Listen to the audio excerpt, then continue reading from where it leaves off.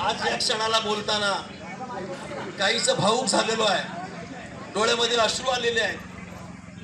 कारण एका कार्यकर्त्यानं 5-10 वर्ष विभागात काम करायचं, लोकांच्या समस्या सोडवायच्या, ज्येष्ठांसाठी काम करायचं, महिलांसाठी काम करायचं, युवकांसाठी काम करायचं, अहोरात्र काम करत असताना पक्ष नेतृत्वाला आश्वासन द्यायचं आणि शेवटच्या क्षणाला बाजी पलटली आणि आपला एबी फॉर्म नाकारला गेला. याच्यासारखं दुःख कोणतं नाही. आज डोळ्यामध्ये अश्रू आहे. मंगेश माझा भाऊ आहे आणि भावावरती संकट आलेलं आहे. निश्चित मित्रांनो, मुंबई डब्यावाला असो, आमच्या डब्यावाल्याचा एक मुलगा आहे दत्ताराम पांगारे, दादाला डबेवाले होते, माझे वडील डबेवाले, आजोबाई डबेवाले. आणि डबेवाल्याचा मुलगा जर महानगरपालिकेत जाणार असेल तर त्याच्यासारखा आनंद दुसरा कोणता नाही. आज बघा, डबेवाल्यांनी हे आमच्या डबेवाल्याचं लेकरू तुमच्या पदरात टाकलेलं आहे.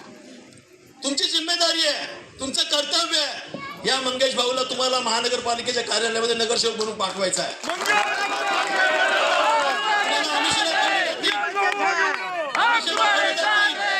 दडपण आणलं जाईल, धमक्या दिल्या जातील, पण मित्रांनो डरू नका, घाबरू नका आणि मंगेश भाऊच्या खांद्याला खांदा देऊन तुम्ही उतरा आणि मतदान करा आणि मंगेश भाऊला या महानगरपालिका निवडणुकीमध्ये आपल्या नगरसेवक म्हणून निवडून पाठवा अशी तुम्हाला नम्र विनंती आहे.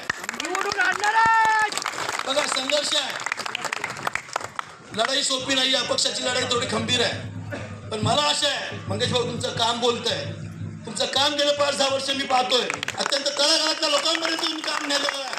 तेच काम तुमच्यासाठी देव म्हणून पुढे उभं राहणार आहे. हे सगळं देव म्हणजे देव आहेत, हे आशीर्वाद देण्यासाठी आलेले आहेत.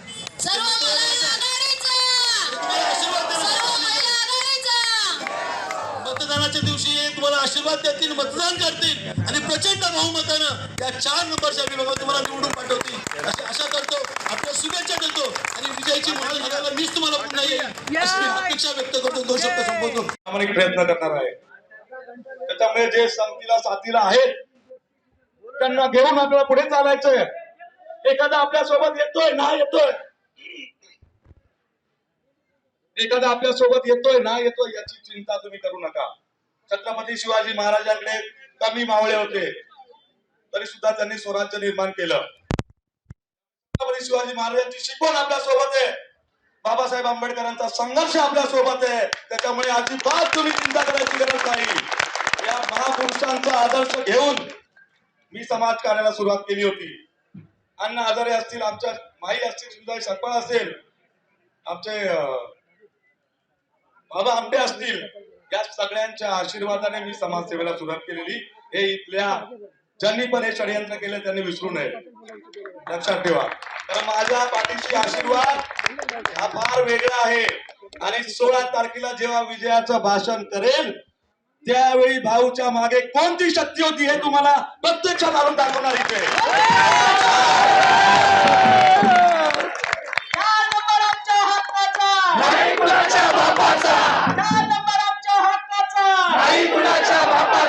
भाऊच्या मागच्या शक्तीचा अंदाज कोणीच लावू शकत नाही. मी तुम्हाला सांगतो, कोणीच लावू शकत नाही.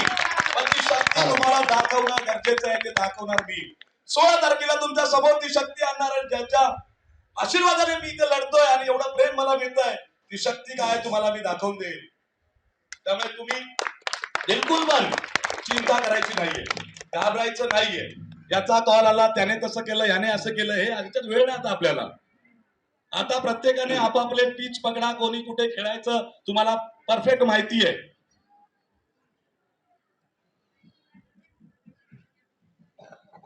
तर प्रत्येकाला माहिती आहे प्रभाग अपन गेल्या विजय भाभी यहाँ पे हंस रहे, हंसता हुआ चेहरा मुझे बहुत पसंद है. हसो. अरे आप रोने के लिए थोडी आहे यार, जरा भावनिक असतात, भावना आपल्या बाहेर पडतात. पण कुठंतरी आपण समोरच्याला हरवण्यासाठी आलोय, लढण्यासाठी मैदानात आलोय, त्याच्यामुळे आपण बिंदास राहायचंय. खूप ताकद आहे आपल्या पाठीशी. हे सगळे जसं नेवरेकर सर असतील आणि सगळ्यांची ताकद आपल्या पाठीशी आहे. त्याच्यामुळे आज तक हमने लोगों का दिल जीता है. ध्यान रखो, पूरे लोगों का हमने आज तक दिल जीता है. मुझे बात सही है कि नहीं? हमने कभी किसी से झगड़ा नहीं किया, कभी किसी से कुछ नोकझोंक नहीं की. हर एक का दिल जीतने की कोशिश हमने आज तक की है. इसलिए फिर से मैं यहाँ पे कहना चाहता हूँ कि तुम्हारा भाऊ लड़ेगा, तुम्हारा भाऊ लड़ेगा. तो ह्याच एनर्जी, ह्याच उत्साहात पुढचे 15 दिवस आपल्याला ठेवायचं. कोणी मला फोन केला आणि रडलं तर त्याला मी घरी बसवणार, एवढं लक्षात ठेवा. हा, आपल्याला रडायला आपण मैदानात आलेलो नाहीये, बरोबर. त्याच्यामुळे कोणीही रडायचं नाही. आता समोरच्याला रडवायचं, जो समोर येईल त्याला रडवायचं, जो समोर येईल त्याला उत्तर द्यायचं. त्यामुळे कोणीही घाबरू नका, बिंदास राहा.